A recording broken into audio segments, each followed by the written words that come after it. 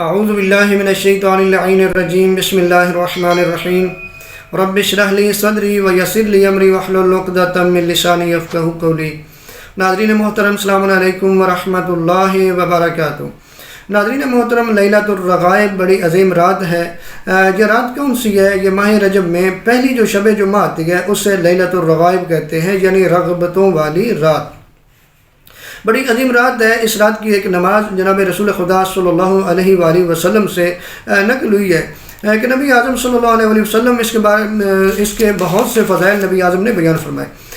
یہ جو نماز ہے اس کے نبی اعظم صلی اللہ علیہ وآلہ وسلم نے بہت سارے فضائل نقل کیے ہیں، بیان فرمائے۔ ان میں سے ایک یہ ہے کہ اس نماز کی برکت سے کثیر گناہ معاف ہو جائیں گے، اور قبر کی پہلی رات یہ نماز بحکم خدا خوبصورت بدن، خندہ چہرہ اور صاف و شیریں زبان کے ساتھ آ کر کہے گی، اے میرے حبیب خوشخبری ہو تجھے کہ تو نے ہر تنگی و سختی سے نجات پا لی ہے۔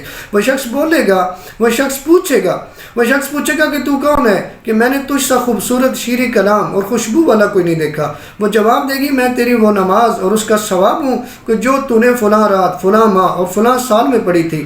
آج میں تیرے حق کی ادائیگی کے لیے حاضر ہوں اور اس وحشت و تنہائی میں تیری ہمدم و غم خوار ہوں۔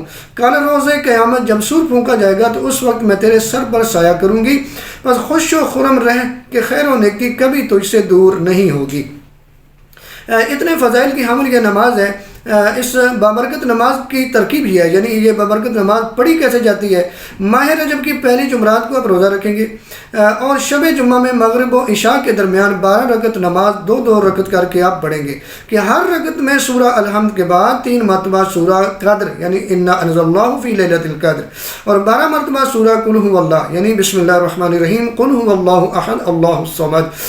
نماز سے فارغ ہو کر 70 مرتبہ آپ نے کہنا ہے اللہم صلی علی محمد النبی الامی وعلی آلہ۔ پھر سجدے میں جا کر 70 مرتبہ کہنا ہے سبوح قدوس رب الملائکۃ والروح۔ سجدے سے سر اٹھا کر 70 مرتبہ کہنا ہے رب اغفر وارحم وتجاوز عما تعلم انک انت العلی الاعظم۔ پھر سجدے میں جائیں اور 70 مرتبہ کہیں سبوح قدوس رب الملائکۃ والروح۔ اس طریقے سے یہ نماز پڑھیں گے اور اس کے بعد یہ دعائیں پڑھیں گے، تو اس کے بعد جو اپنی حاجات وہ طلب کریں گے تو پروردگار آپ کی دعاؤں کو قبول فرما لے گا۔ آپ نے دیکھا کہ یہ وہ نماز ہے کہ جو دنیا میں بھی آپ کی جتنی حاجتیں ہیں وہ بھی قبول کروانے کے لیے بڑا ذریعہ ہے، اور آخرت میں بھی آپ کی ہمدم و غم خوار بن جائے گی۔